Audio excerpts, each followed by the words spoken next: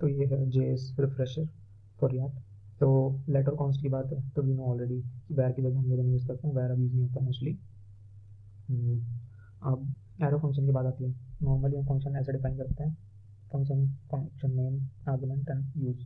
अब है ना, उसको ऐसे भी डिफाइन कर सकते हैं कि एक वेरिएबल लिया, उसको असाइन कर दिया फंक्शन, तो जब भी इसको हम कॉल करेंगे वेरिएबल को बता पैरेंथेसिस, तो वो फंक्शन कॉल हो जाएगा। अब इसको हम एरो फंक्शन में कन्वर्ट करें, एरो दिस इक्वल्स टू, मतलब सिंपल एक आर्गुमेंट पास कर रहे हैं एरो एंड देन इसका डेफिनेशन। अब ऐसा है कि हम अगर बिना आर्गुमेंट्स के कोई पास कर रहे हैं तो हम सिंपल एम्प्टी ब्रैकेट दे देंगे और एरो फंक्शन ऐसे बनेगा। लेकिन हम एक आर्गुमेंट दे रहे हैं तो ब्रैकेट लगाने की जरूरत नहीं, बिना ब्रैकेट की भी एक आर्गुमेंट है, ऐसे एरो फंक्शन।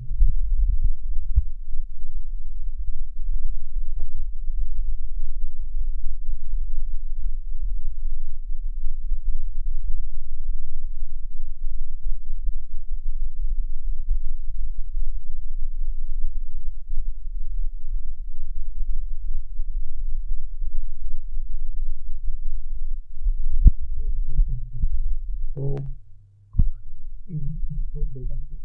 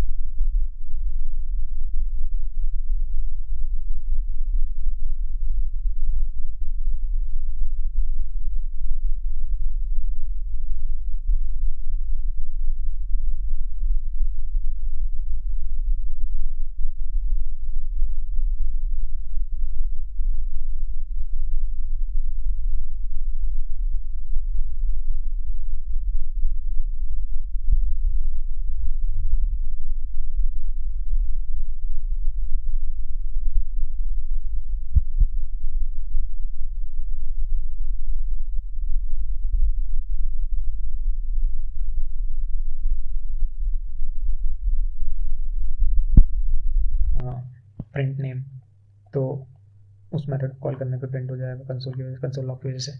और सिंपली अगर हमने एक एरो फंक्शन बना दिया तो ये मेथड तो कॉल करनी ही पड़ेगी ना, मतलब एक्चुअली में इसमें असाइन हो रहा है वो, बट एक्चुअली कॉल तो करना ही पड़ेगा उसको। तो ऐसा है, इनहेरिटेंस भी हो जाता है। ह्यूमन क्लास बनाई, पर्सन क्लास को एक्सटेंड कर दिया ह्यूमन के लिए, और ऑब्जेक्ट बनाया, print my name method call करी तो ये कॉल हुआ, और दिस ऑब्जेक्ट मतलब नेम प्रिंट हो गया कंसोल लॉग में। और अगर स्पीशीज़ वो कॉल करा तो एक्स वो पेरेंट क्लास का था, तो वहाँ से आएगा ह्यूमन प्रिंट हो जाएगा।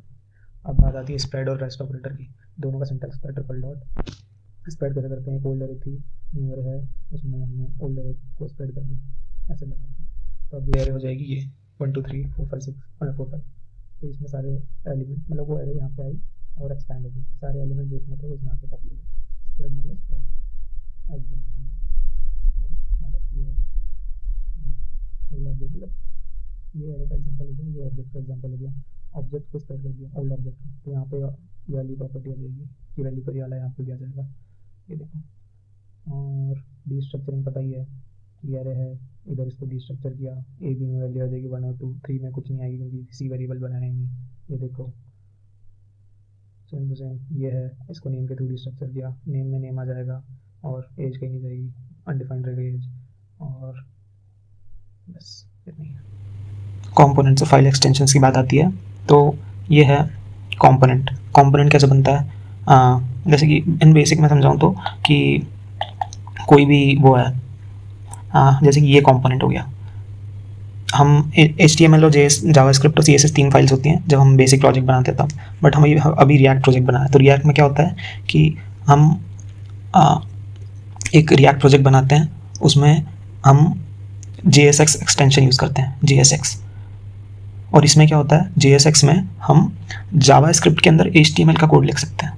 तो जावास्क्रिप्ट के अंदर HTML का कोड लिखेंगे मतलब कि हम ऐसा फंक्शन बनाएंगे और उसके अंदर हम है ना रिटर्न कर सकते हैं HTML का कोड। तो HTML का कोड रिटर्न कर पाएंगे तो एक ही फाइल में जावास्क्रिप्ट और HTML का कोड दोनों का कोड हो जाएगा। तो इनको हम बोलते हैं बेसिकली कंपोनेंट्स, ठीक है।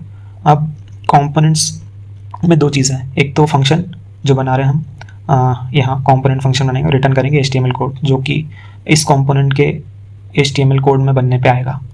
मतलब जैसे ही हमें कंपोनेंट बनाएंगे HTML में तो वाला फंक्शन में जो वैल्यू थी वो रिटर्न हो जाएगी। अब ये हो गई कंपोनेंट की बात।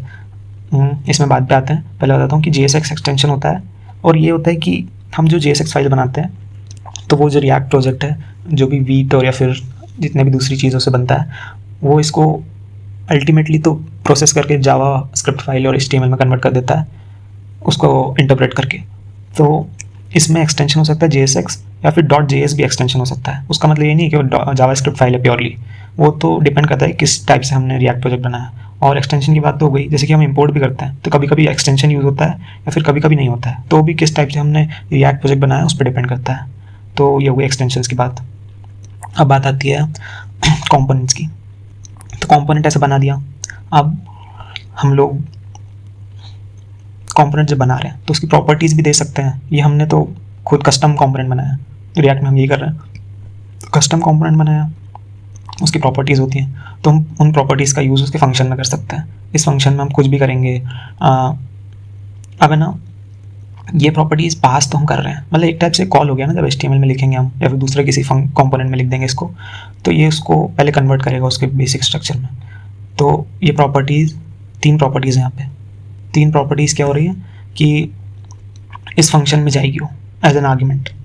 अब अभी यहाँ पे ऐसे लिखा हुआ है कि कॉन्सेप्ट कर्ली ब्रेसेस में, तो एक्चुअली में अगर मैं सिर्फ यहाँ पे प्रॉप्स लिख दूँ बिना कर्ली ब्रेसेस के तो प्रॉप्स में है ना तीनों प्रॉपर्टीज़ आ जाएंगी और फिर उसको मैं props dot title, props dot description, props dot image करके एक्सेस कर लूँगा। अब यहाँ पे क्या हो रहा है कि अगर मैं ऐसे करके करूँगा तो डी स्ट्रक्चर हो रही है, वो एक ऑब्जेक्ट आता है उसको डी स्ट्रक्चर कर रहे हैं, कॉन्सेप्ट में पहली वैल्यू फिट हो जाएगी, बाकी और 2 लिखते तो उनमें दोनों वैल्यू फिट हो जाती बाद में आने वाली। तो इसमें सपोजिटली यहाँ से एक ही वैल्यू आ रही है तो हम एक ही को कर रहे हैं। अगर मल्टीपल आ जाएगी तो हम यहाँ पे वही रेस्ट प्रॉपर्टी यूज़ कर सकते हैं। 3 वैल्यूज़ आ रही हैं तो तीनों को हम एक ही, यहाँ पे देखो रेस्ट यूज़ हो रही है तो रेस्ट यूज़ हो रही, सॉरी, तो एक ही में हम उसको वो कर रहे हैं, फिट इन कर रहे हैं। तो अब यहाँ पे कॉन्सेप्ट डॉट वो सब कर पाएंगे हम, सिंपल। और हाँ, बस यही था। और यहाँ पे हम जब ये कंपोनेंट बनाते हैं तो ये HTML है कोड पूरा, तो ये कर्ली ब्रेसेस का यहाँ पे वो नहीं है मतलब कि हम डीस्ट्रक्चर कर रहे हैं। इसका मतलब है कि कर्ली ब्रेसेस के हमने जावास्क्रिप्ट लिखी है। यहाँ पे कर्ली ब्रेसेस का मतलब ये है कि यहाँ पे जावास्क्रिप्ट आएगी, बस।